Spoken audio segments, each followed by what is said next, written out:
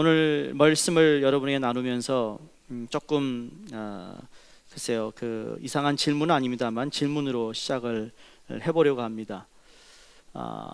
여러분 왜 사는지 아십니까? 왜 사시죠? 왜 사시나요? 라고 묻고 싶습니다. 옆에 있는 분에게 한번 물어보세요. 왜 살아요? 한번 물어보세요. 왜 살아요? 왜 살아요?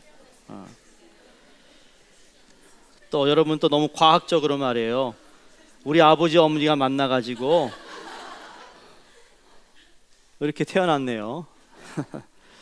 제가 학생 시절에 저희는 우리 가족들, 우리 부모님하고 특히 아버지하고 밥 먹고 식사할 때가 제일 힘든 시간입니다. 내게 주어진 밥을 다 먹어야 되고 이걸 못 먹으면 자리진을 할 수 없고 그런데 학생 시절에 여러분 그 청소년기가 되면 조금 반항기가 있잖아요. 그때 이제 인생이 뭔가 내 정체성이 뭔가 이제 그러는 바람에 제가 뭘 잘못 먹었는지 밥을 먹는 가운데 아버지한테 아버지 왜 사세요? 그랬다가 별을 본 적이 있습니다.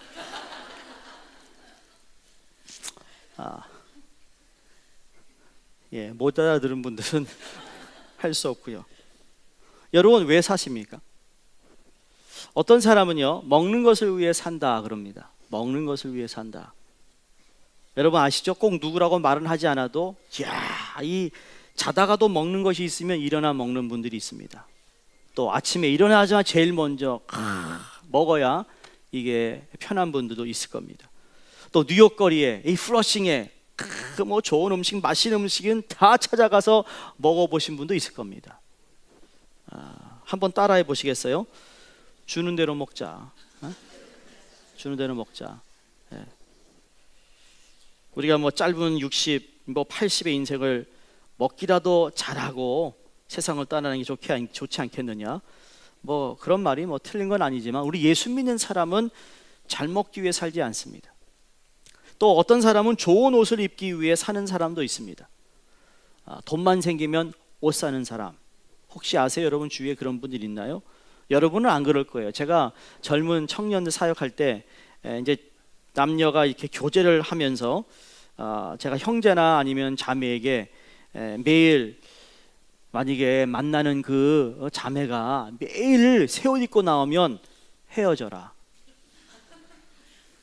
이거 심각한 거다. 나중에 어떻게 감당하려고 그런 얘기를 뭐 농담 반 진담 반을 합니다.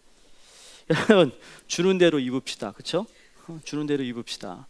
그러니까 세상 사람들은 짧은 인생을 좋은 옷을 입자 하고 살지만 우리 예수 믿는 사람은 좋은 옷을 입기 위해 살지 않습니다. 그렇다고 해서 좋은 옷 입지 말란 얘기도 아니고 맛있는 음식 먹지 말란 얘기도 아니지만 먹는 것에 온 신경을 쓰고 에너지를 쏟고 있다면 그냥 새로 나온 무슨 옷이나 내 외모를 치장하는 데에 모든 정신을 쏟고 있다면 그렇게 사는 게 아니라는 거예요. 우리 믿는 사람은. 요사이는 또 뭐 얼짱 몸짱 해가지고 말이에요. 어떻게 하든지 물론 건강을 우리가 잘 가꿔야죠. 관리해야죠.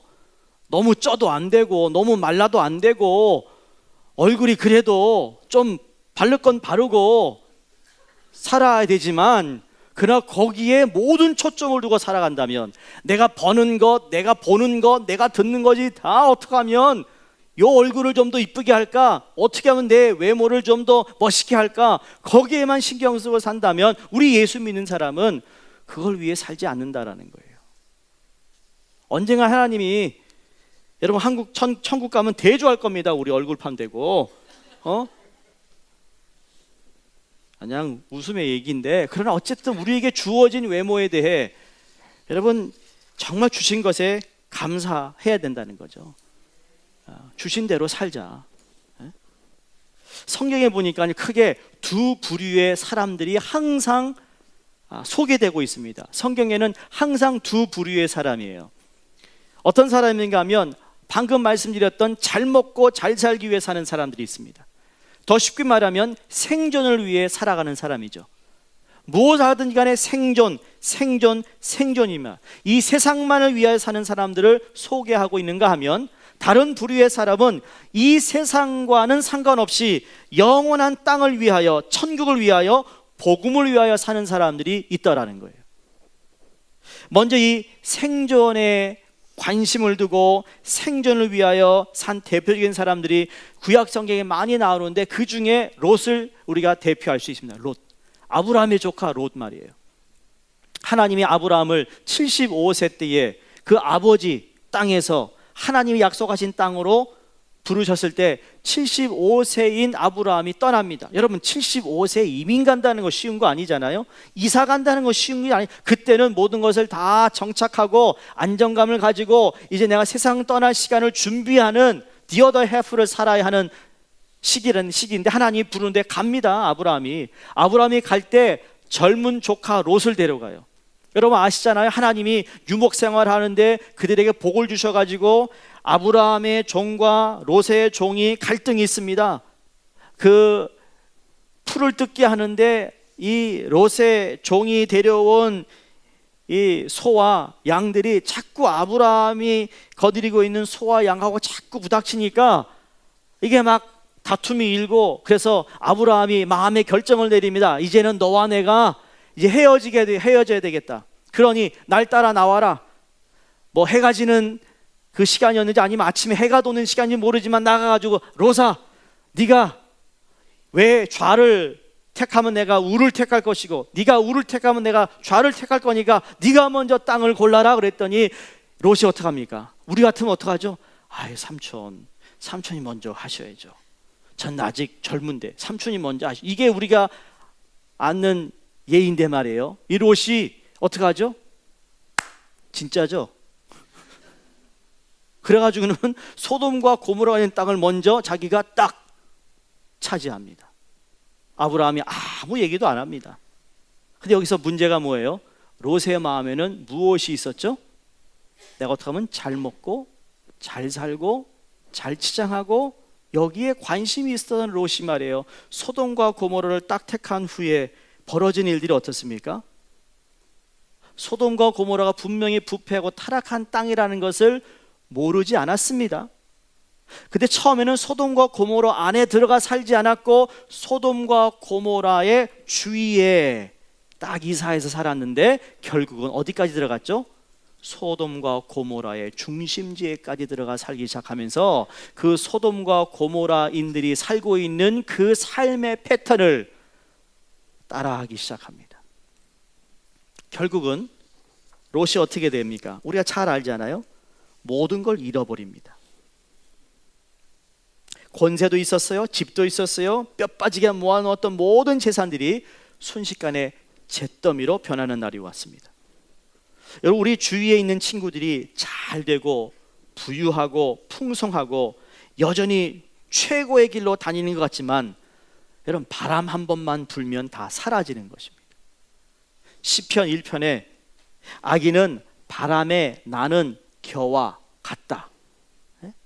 우리가 가지고 있는 모든 재산은 바람에 나는 겨와 같다라는 거예요. 하나님 한번 딱 건드리면 여러분 대박도 나지만 한번 건드리면 모든 것이 무너질 수 있는 거라는 거죠. 롯은 세상적으로 볼 때 굉장히 성공한 사람처럼 보였습니다. 현명한 사람이었습니다. 합리적인 사람이었으며 그러나 결국 모든 재산이 사라지는 아픈 경험을 하게 됩니다. 재산은 많이 있다가 사라질수록 더 아픈 것이에요. 정말 더 아픈 일은요, 자기 부인이 자기 눈앞에서 세상을 떠나는 것을 그대로 목격하고 그거를 도울 일이 방법이 없는 거예요. 그냥 그 앞에서 소금 기둥으로 변해 죽었어요. 결국 그의 만료가 어떻게 되었죠? 롯은 동굴 안에서 비참하게 그의 인생을 마칩니다. 또 하나 구약에서 대표적인 사람이 있다면 아마 사울 왕을 뽑습니다. 이스라엘은 원래 왕정 정치를 하는 나라가 아니라 신정 정치를 하는 나라입니다. 하나님의 다스림을 받는 나라라는 의미예요. 다른 나라처럼 왕이 다스리고 군림하는 게 아니라 하나님의 말씀을 통하여 하나님의 종들을 통하여 그 백성들을 인도하고 다스리게 되어 있는데 사무엘 시대에 이스라엘 백성들이 주위 나라를 보니까 다 왕들이 있는 거에서 사무엘에게 우리도 왕을 주시오. 사무엘 하나님께 가서 하나님 이스라엘 백성이 왕을 달라고 합니다. 안 된다 그래라. 안 된다 그러더라. 그래도 왕을 주십시오. 하나님 또 달라고 합니다. 안 된다고 해라. 몇 번을 오고 갔을 겁니다. 후회한다고 해라. 왕이 있으면 그들이 그들을 군림하기 시작할 때 그들의 유익을 자꾸 얻기 위하여 그 백성들을 못 살게 할 건데, 그런데 백성이 뭐라고 그러죠? 일단 줘봐. 주세요. 일단. 하나님 어떡하죠? 주세요. 그걸 보면서 참 하나님, 우리가 간구하고 참 하나님께 그렇게 달라고 그러면 참 주시는 분이긴 하지만, 그러나 거기에 또 위험도 따라오는 거예요. 여러분, 철이든 자녀, 성숙한 자녀는 아버지에게 기미 안 합니다. 달라고 하지 않습니다. 성숙한 아들, 나이가 20밖에 되지 않아도 아버지, 제가 아버지를 위하여 무엇을 해드릴까요? 이게 성숙한 아들의 모습입니다. 나이가 50이 되었음에도 불구하고 부모에게 내게 땅 주세요, 집 주세요, 뭐 주세요, 이건 어떤 아들이죠? 아직 철이 들지 않은 아들이죠. 미성숙한 아들이에요. 여러분, 나의 욕심을 위한 기도에 변화가 일어나기를 바랍니다. 내 것을 채우기 위한 기도 말고 정말 주님이 원하시는 것이 무엇인지를 우리가 물어야 된다는 거죠. 자, 사울 왕이 사무엘에게 기름을 붓고 난 다음에, 여러분, 왕의 어떤 대관식을 할 때 여러분, 사울이 어떻게 한지 아세요? 사울이 숨었어요. 사울이 숨어서 내가 어떻게 왕이 됩니까? 나 정말 왕이 될 자신이 없습니다. 이렇게 부끄러워했고, 정말 나는 아무 존재감도, 이게 왕이 될 만한 그러한 사람이 아닌데 어떻게 내가 왕이 됩니까? 그런 겸손이 사울 왕에게 처음 있었습니다. 근데 하나님은 겸손한 자를 쓰시죠. 구약도 그렇고 신약도 그렇고 지금도 하나님은요, 우리에게 변하지 않은 진리가 하나 있다면 겸손한 자, 낮은 자를 쓰신다는 겁니다. 처음에 사울이 참 겸손했어요. 전쟁에 나가면 항상 앞장서서 싸웠습니다. 근데 문제는 계속 겸손할 수 있느냐입니다. 우리 모두 처음에는 겸손하기 시작합니다. 근데 지속적으로 겸손할 수 있느냐? 사람은 누구든지 처음엔 겸손하다니까요. 그러나 시간이 흐르면서 계속 겸손하지 못한 모습을 발견합니다. 여러분, 겸손하되 계속 겸손할 수 있기를 주의 이름으로 축원드립니다. 이스라엘 첫 왕으로서 계속 겸손하지 못했습니다. 롯처럼 말이에요.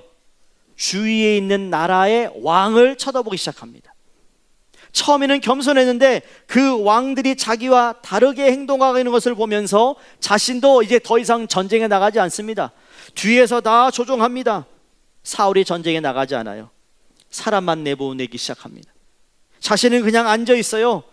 또 이방 왕들이 어떻게 행동하느냐를 잘 쳐다보기 시작합니다. 그러면서 사울 왕이 이방 왕을 자신의 모델로 삼기 시작합니다. 여러분 아시잖아요. 우리 인생의 모델이 누굽니까? 여러분은 어떤 누구를 모델로 삼고 있습니까? 우리가 누구를 어떻게 모델로 삼느냐에 따라서 우리의 인생도 달라질 수 있잖아요. 우리 모든 성도들은 제일 우선순위로 예수님을 닮아야 하지만 예수님의 닮은 모습들이 여러분 영적인 사람의 모습에서 나타나는데 우리는 영적인 사람이 우리의 모델이 될 수 있어야 된다는 겁니다. 영적인 사람. 동시에 여러분도 누군가의 삶에 모델이 돼줘야 합니다. 오늘날 중요한 건 좋은 모델이 없어요. 여러분 이민교회도 정말 우리 교회가 추구하는 목회의 참 한 부분을 차지하고 있는 것이 뭐냐면 이민교회의 좋은 모델 교회가 되기를 원하는 겁니다. 근데 내가 열심히 한다고 되는 게 아니에요. 이건 하나님의 은혜가 우리에게 부어져야 되는 것이고 우리 모든 성도님들이 똑같은 마음으로 예수 그리스도를 모델 삼아 영적인 사람을 모델 삼아 우리의 신앙생활을 할 때 그건 자연적으로 보여지는 모습이라고 생각합니다. 내가 한다고 되어지는 게 아니라는 거죠. 내가 누군가를 닮아가야 되는 거예요. 이 사울 왕의 문제가 이방 왕들을 모델로 삼기 시작합니다. 그럼 점점 이방 왕처럼 행동하기 시작합니다. 불행한 삶을 시작합니다. 여러분의 모델이 누구냐에 따라서 여러분의 삶은 지금 방향이 결정되는 것이라는 거죠. 근데 사울이 그뿐만 아니에요. 사울이 겸손했는데 마지막 중간에 가면서 어떤 일이 벌어지죠? 사울은 자기 자신이 그 자리에 올라왔다고 생각합니다. 여러분, 누가 사울을 왕의 자리에 올렸습니까? 하나님이. 그렇다면 사울 왕의 자리에 올리셨다면 다음 왕의 자리는 또 누가 세우죠? 하나님이. 여러분 답하셨어요? 하나님이 세우는 거예요. 우리가 볼 때는 사울이 정말 형편없는 것 같지만 하나님이 세웠어요. 그건 하나님이 그 사람에 허락하신 은혜고 거기에는 책임이 따르는 겁니다. 그걸 우리가 이래라 저래라 얘기할 수 없다라는 거예요. 예를 들어 여러분이 택함을 받아 하나님의 자녀가 되었습니다. 여러분 택함을 받을 권한이 있었습니까? 그렇게 착하게 살았습니까? 하나님이 나에게 정말 일방적으로 베풀어 주신 은혜 때문에 내가 구원받은 거잖아요. 남이 나를 어떻게 얘기하든 상관없이 하나님 내게 부여하신 은혜예요. 그 은혜가 동일하게 사울 왕을 세울 수도 있고 다른 왕으로 교체할 수 있는 것도 하나님이라는 거죠. 교회에서도 우리에게 주어진 직분이나 그 자리가 하나님께서 우리에게 주어진 자리이기 때문에 은혜로 감사하며 겸손함으로 지속적으로 우리가 사역을 하며 섬기는 것이죠. 근데 만약에 가는 도중에 우리가 겸손하지 못하고 교만해져 가지고 그럼 언제든지 하나님이 그 자리를 누구에게 줄 수도 있다라는 이야기예요. 사울은 자기가 가지고 있는 왕의 자리가 자기의 것인 줄 알았습니다. 자, 그러면서 사울이 어떻게 됩니까?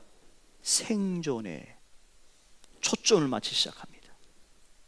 잘 먹고 잘 살고 자기 자리를 지키려고 하는 데에 온 에너지를 쏟기 시작하죠. 자기 마음대로 하려고 합니다. 근데 로마서 11장 36절에 만물이 주께로부터 오고 만물이 주께로 돌아가야 한다 말씀했습니다. 모든 것이 주께로부터 나오고 모든 것이 다시 주께로 가야 된다. 다시 말하면 여러분 우리가 가지고 있는 지식, 여러분 우리가 가지고 있는 모든 달란트, 은사, 건강, 이 모든 가정의 배경이 다 하나님의 것이므로 다 하나님께 돌려드리는 삶을 우리는 살아야 된다는 이야기예요. 내 것이 하나도 없다라는 거죠. 그런데 사울은 이 자리가 자신의 것인 줄 알고 이것을 놓지 않습니다. 오늘 본문에 들어오면 또 왕이 하나 소개되고 있습니다. 헤롯 왕입니다. 4장 1절에서 12절에 보면 헤롯이 생일이 되어서 잔치가 벌어지고 있습니다. 이 잔치를 소개하기에 앞서서 헤롯의 두려움으로 시작이 돼요. 헤롯은 세례 요한을 죽이고 처형한 이후에 두려움에 쌓여 있습니다. 정치인이니까 폭동이 일어나진 않을까? 여러 가지 마음에 편하지가 않는 거죠. 여러분 세례 요한이 죽게 된 동기가 이겁니다. 헤롯 왕인 이복 동생인 헤롯 빌립의 아내였던 헤로디아와 재혼을 합니다. 상상을 해보세요. 아니 지금 이복 동생의 아내를 다시 자기의 와이프로 재혼을 합니다. 고대 왕실에 이런 일들이 심심치 않게 일어났다고 합니다. 그러니까 헤롯이 헤로디아에게 마음을 빼앗긴 건지 아니면 거꾸로 헤로디아가 주도적으로 이 남편인 헤롯 빌립과 이혼하고 헤롯 안티파스와 재혼한 것인지 아니면 정략적으로 서로의 이해 타산이 맞아떨어진 것인지 확인한 길이 없습니다만 당시 유대인들이 이것을 바라보았을 때도 야, 왕실에서 벌어지고 있는 일들이 너무나도 이건 비정상이다. 이거 아니다라고 비판하고 싶어도 비판할 수 없었던 것이 헤롯 왕이 너무 무서웠던 거예요. 마가복음 6장 18절에 보시면 요한이 헤롯에게 대하여 이렇게 얘기합니다. 세례 요한이 헤롯에게 동생의 아내를 취한 것은 옳지 않다라고 지적합니다. 맞는 얘기죠. 그래서 헤롯의 심기가 아주 불편해졌어요. 그래서 목숨을 걸지 않으면 절대로 할 수 없는 발언이었는데 세례 요한은 그렇게 얘기합니다. 지적했습니다. 근데 세례 요한의 비판을 이 헤롯 왕보다 그의 아내 재혼한 헤로디아 여왕이 더 못마땅히 여긴 겁니다. 그 여왕이 무슨 마음을 갖냐면 마가복음 6장 19절에 헤로디아가 요한을 원수로 여겨 죽이고자 했다 그랬어요. 그러니까 요한이 헤로디아를 직접 비판한 것도 아닌데도 불구하고 그 헤로디아 그 여왕이 요한을 죽이겠다고 난리를 치고 있습니다. 헤롯의 입장에서는 난처한 거죠. 세례 요한을 따르는 많은 무리들이 있는데 세례 요한을 치면 폭동이 일어날 수도 있고, 또 자칫하다가는 자기의 왕위가 위태로워질 수 있으니, 로마에서 볼 때는 그 유대인들이 폭동을 일으키지 않고 잠잠하게 잘 살아가기를 원하는 그러한 지도자들을 세우기를 원하지 않겠어요? 그러니 헤롯의 입장에서는 그걸 잠잠시켜야 되는 겁니다. 그래서 세례 요한을 일단은 잡아다가 감옥에 넣어놨어요. 시간이 좀 지나면 다시 풀어주려고. 근데 일이 이상하게 꼬입니다. 자, 오늘 헤롯의 생일 잔치에서 일어난 일을 통해 생존을 위해 살아가는 사람들의 모습이 어떠한가를 다시 한번 보여주고 있습니다. 자, 왕의 생일이라 왕궁의 내빈들이 다 모였습니다.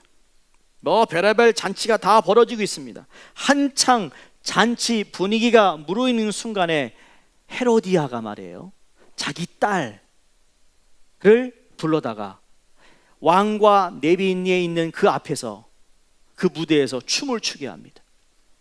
참 춤을 추게 하는데 거기에 왕과 거기 봤던 춤을 췄던 모든 사람들이 그 딸의 모습에 너무너무 아름답고 즐거워하고, 그래가지고 헤롯 왕이 춤을 다 마친 그 딸에게, 그쵸? 스텝 더러겠죠. 야, 네가 원하는 게 뭐냐? 남자가 말해요, 이거 반하면 안 돼요. 제대로 반해야지. 엉뚱한 데 반하면 이런 엉뚱한 실수를 해요. 뭐라고 그러죠? 네가 원하는 거 내가 다 줄게. 이런 남자 위험해요. 이 나라 반이라도 주겠다고 큰 소리 칩니다. 근데 헤롯 왕은요, 아니 이 아이가 기껏 소원을 얘기할 때, 로마에서, 여러분 로마의 가죽이 유명하잖아요. 로마에서 만든 그 가죽, 비싼 가죽의 어떤 가방을 원한다든지, 아니면 저 아프리카에서 또 뭐예요, 악어 가죽으로 만든 무슨 신발을 원한다든지 그런 생각을 했는데, 그래서 물어봤는데 이 아이가 뭐라 그럽니까? 세례 요한의 목을 주십시오. 이 정도 되면 여러분이 이 추리력이 좋으셔가지고, 누구의 작전이었습니까 이게? 그 엄마 헤로디아의 전략이었어요. 그냥 다 짜놓은 거예요. 야, 내가 너 부르면 너 지금부터 연습해가지고 아주 아름답게 춤을 춰. 그러면 왕이 너에게 감탄할 거야. 감탄하면 왕이 너에게 뭘 원하냐고 물어볼 때 세례 요한의 목을 달라고 그래. 다 짜고 나온 거예요. 그래서 헤로디아는 자기의 재혼을 비판한 선지자 요한을 용서할 수 없기에 요한의 머리를 베어버리고, 그리고 그것을 선물로 받게 됩니다. 이 소식을 예수님이 들었습니다. 오늘 본문에 보면 예수님이 요한의 제자들이 장사 지낸 이후에 예수님께 고했다 그랬습니다. 지금 이것이 헤롯 왕궁에서 일어난 잔치였습니다. 근데 오늘 본문에 보면 헤롯 왕 중심으로 해서 세례 요한을 죽인 잔치가 벌어지고 있는 가운데 금방 이어지는 게 무엇이에요? 빈들에 예수님이 베푸고 있는 잔치가 그대로 우리에게 보여주고 있는 잔치입니다. 물론 잔치의 그 성격을 보면 참 다르죠. 13절에 예수님께서 들으시고 배를 타고 떠나사 들었어요. 소식을 들었습니다. 배를 타고 떠나사 따로 빈들에 가시니 무리가 듣고 여러 고을로부터 걸어서 따라간지라. 13장에서 자기 고향인 나사렛에서 가족으로부터 거절당합니다. 더 이상 여기 오지 마라. 배탈을 당했어요. 사촌지간인 세례 요한의 부고 소식을 들었습니다. 인간적으로 예수님이 어떠했을까요? 참 마음이 아팠을 겁니다. 13절에 언급된 대로 예수님께서 배를 타고 따로 빈들에 가셨는데, 그 따로 빈들에 가신 이유는 뭘까요? maybe 기도하기 위해, 마음을 좀 다스리기 위해, 정말 이 슬픔을 어떻게 할까? 왜? 인간의 모습을 가져오신 예수님이 자기의 가족이 죽은 거, 그것도 억울하게 죽은 거, 자기가 고향에서 자란 나사렛에서 더 이상 환영을 받지 못하는 그 마음, 쓰라린 마음, 그래서 갔는데 많은 사람들이 예수님이 지금 거기에 와 있다는 소식을 듣고는 다 글로 모여들기 시작합니다. 여러분, 예수님의 잔치가 이런 가운데에서 베풀어지고 있다는 사실이에요. 그 반응이 14절에 예수께서 나오사 큰 무리를 보시고 예수님이 불쌍히 여기사 그 중에 병자를 고쳐주셨다. 그러면서 이어지는 소리가 오병이어의 잔치가 벌어집니다.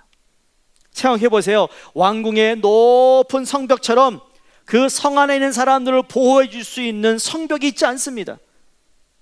그들이 누군가가 들어와서 그들을 해치면, 아니면 들짐승이 오면 다 그냥 당할 수밖에 없는 그런 빈들에 놓여 있고, 저 헤롯 왕이 베풀었던 그 성 안에서의 잔치의 모습과 전혀 다른 상황입니다.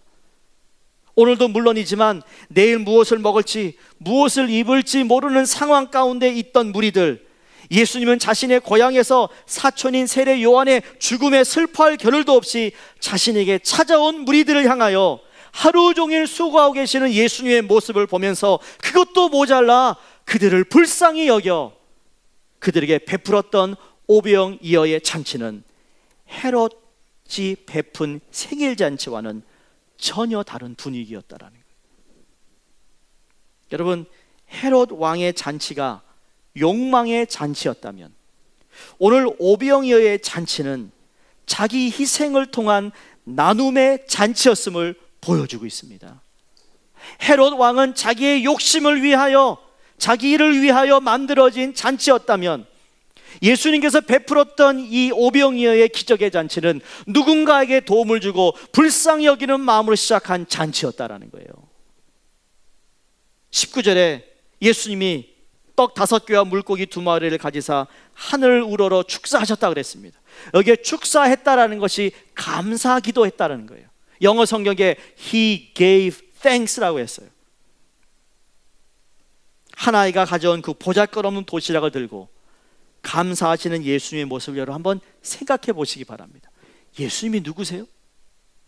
모든 만물을 지으신 우주의 주인이 되시는 그분이요, 정말 보잘것없는 작은 도시락을 들고 하나님께 축사하고 있습니다. 감사 기도 드리고 있습니다. 사랑하는 성도님, 감사의 이 감사가 기적의 모체가 된다는 사실을 꼭 기억하셔야 합니다. 여러분, 기적을 경험하기 원하세요? 그럼 감사가 항상 전제하고 있습니다. 날마다 내 손에 없는 것, 없다고 불평하고 원망하는 사람들에게는 아무런 일이 일어나지 않습니다. 비록 보잘것없는 한 어린아이의 도시락 같은 그 작은 그 하나만 가지고 있지만 그걸 하나님께 드리고 그것을 하나님 앞에 감사하며 나아갈 때 이 오병이어의 기적이 오늘도 가능한 줄로 믿습니다. 자, 그게 잔치였는데 잔치로 끝나지 않습니다. 여러분, 또 하나 우리가 대조하는 오늘 본문에서 헤롯의 능력과 예수님의 능력입니다. 여러분, 헤롯의 능력 참 대단합니다. 모든 백성들이 선지자로 여기고 그 세례 요한을 따랐던 사람 그 한 목숨과 정말 딸의 춤과 바꿀 정도로 힘이 있었습니다. 한 사람의 목숨과 어느 소녀의 딸의 어떤 춤과 맞바꾼 거라는 거예요. 그만한 능력이 헤롯에겐 있었어요. 이 헤롯의 사악한 이 죄악이 예수님의 길을 예비한 세례 요한의 목숨을 앗아갔습니다. 그리고 그 앗아가는 가운데 세례 요한이 전혀 대항하지 못하고 비참하게 죽어버렸어요. 목이 잘려 이 소반에 얹어 헤로디에게 전해집니다. 분명히 세례 요한이 하나님의 뜻을 위해 살았어요. 분명히 세례 요한은 하나님의 정의를 선포했어요.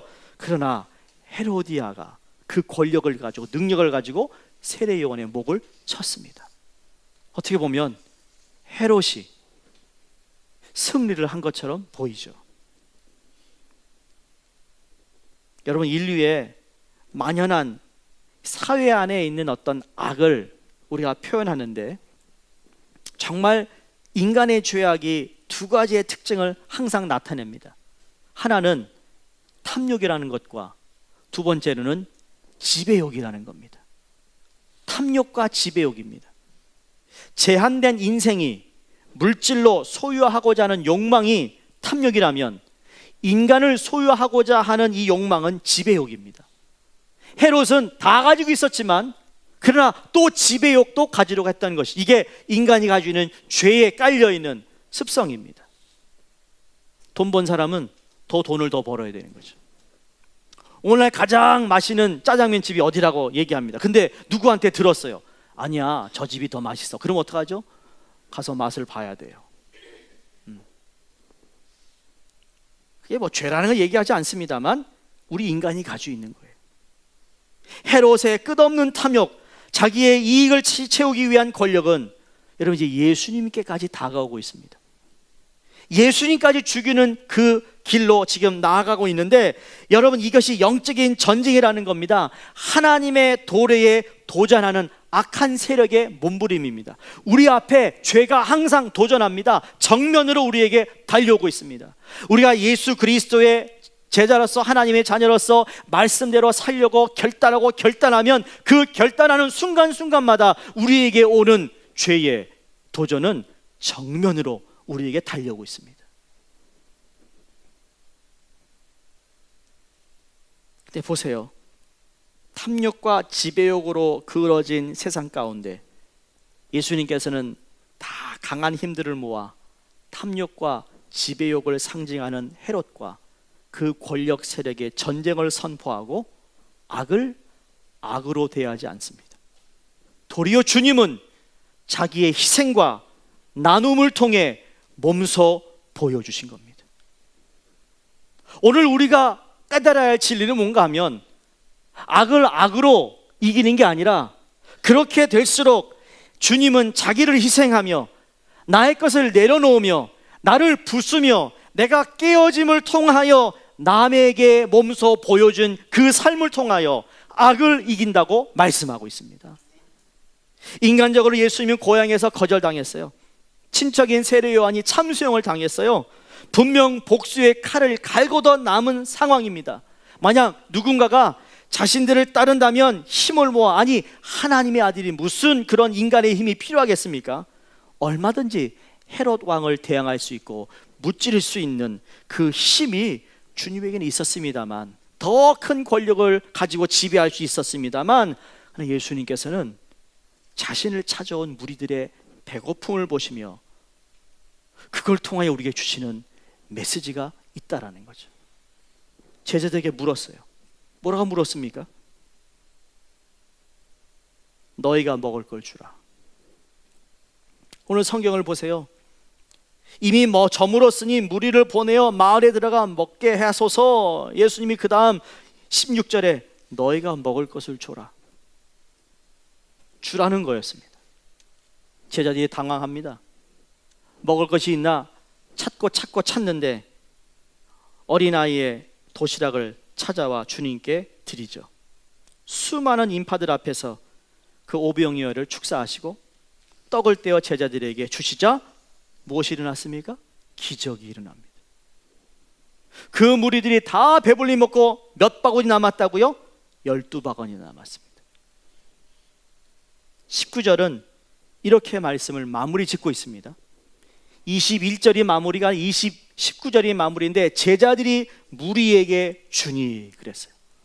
너희들이 줘라. 그리고 주님께서 축사하시고 그리고 제자들이 나누어 줍니다. 한국의 어느 목사님이 쓰신 책 가운데 이제 제 가슴에 잊혀지지 않는 말이 있어요. 여러분이 한두 번 제가 아마 소개했을 수 있습니다.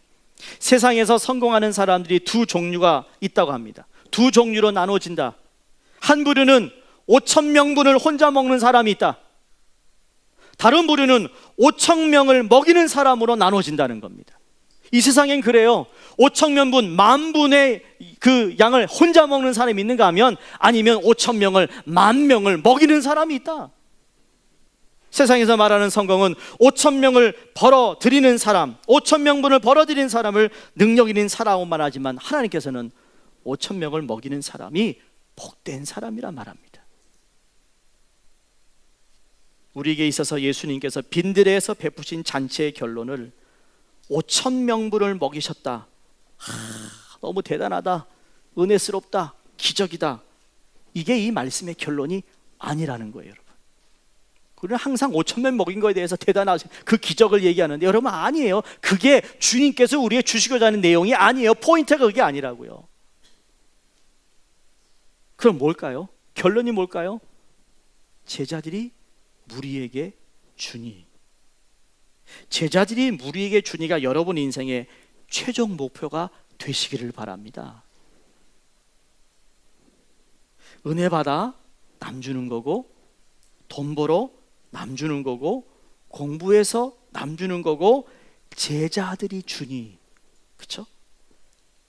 떡을 받아다가 감사기도 하시고, 그리고 예수님이 직접 5천 명, 10,000명에 준 게 아니라 제자들에게 주시면서 제자들이 나누어 준 거예요. 기억하세요? 누가 기적을 행했죠? 내가 아닌 거예요. 제자들이 아니에요. 주님이 축사하고 나눠주면서부터 떡이 계속 나오기 시작합니다. 근데 누가 나눴어요? 제자들이. 우리는 이 부분을 자꾸 바이패스 하려고 그럽니다. 여러분, 내가 해야 돼요. 교회에서요, 내가 하는 거예요. 쓰레기통이 꽉 차면 내가 가서 빼는 거예요. 제자반 11기, 군사반 1, 2, 3, 4, 5, 6, 7, 8, 9, 10. 밑에 실에 다 갔는데 불이 켜져 있으면 내가 가서 끄는 거예요. 뭐 떨어졌으면 내가 줍는 거예요. 예수님이 안 주우세요. 왜? 우리에게 부탁하신 일이니까.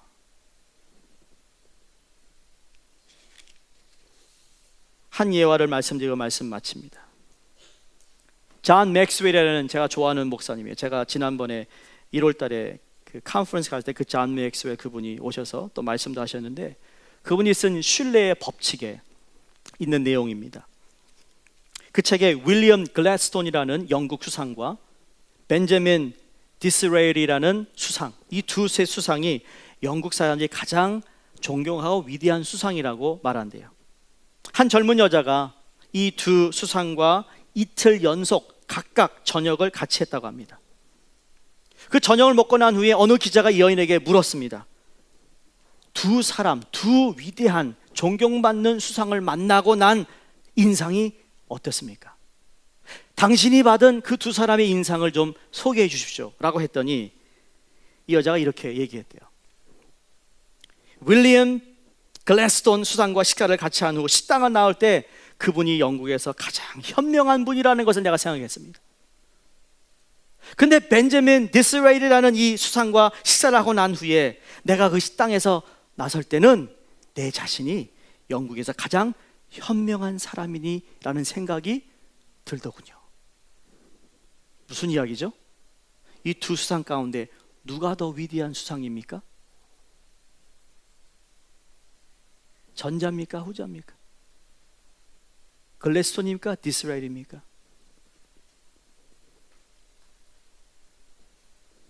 자신을 추켜 세우고 자기 자신이 위대한 사람이라고 드러내는 사람도 훌륭하지만, 상대방을 세워주고 상대방이 세상에서 가장 위대한 사람인 것처럼 만들어주는 사람만큼 진짜 위대한 사람은 없는 것입니다.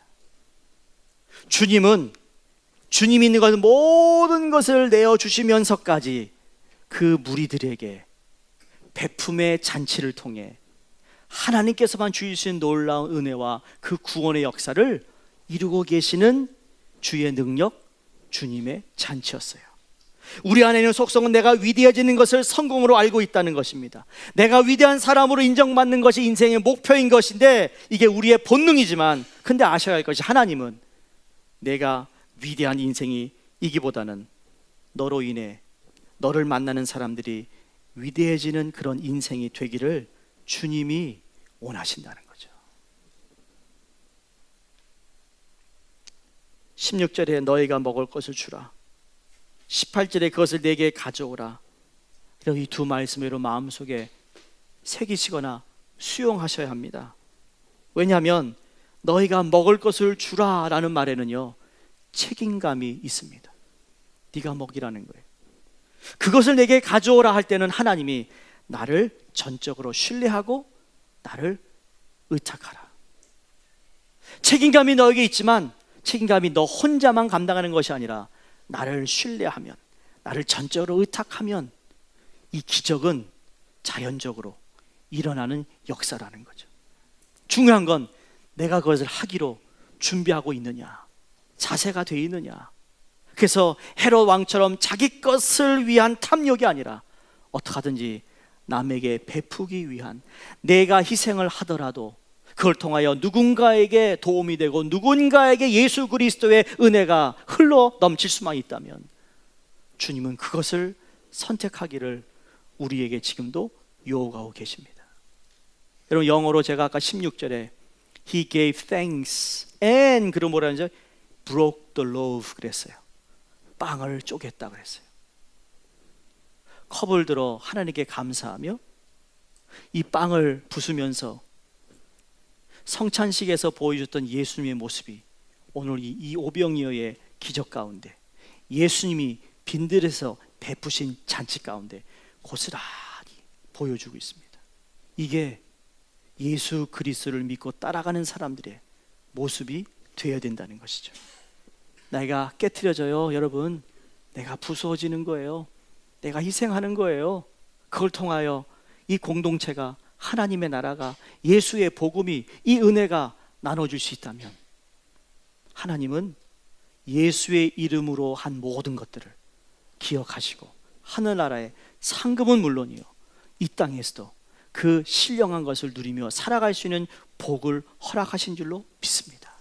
오늘 자기의 희생을 통해 통한 나눔의 잔치가 우리의 삶이 되어야 된다는 것, 우리 교회의 사역이 되어야 된다는 것, 우리 가정이 되어야 된다는 것, 우리 교회가 되어야 된다는 것을 잊지 마시기를 주의 이름으로 부탁드립니다. 기도하겠습니다.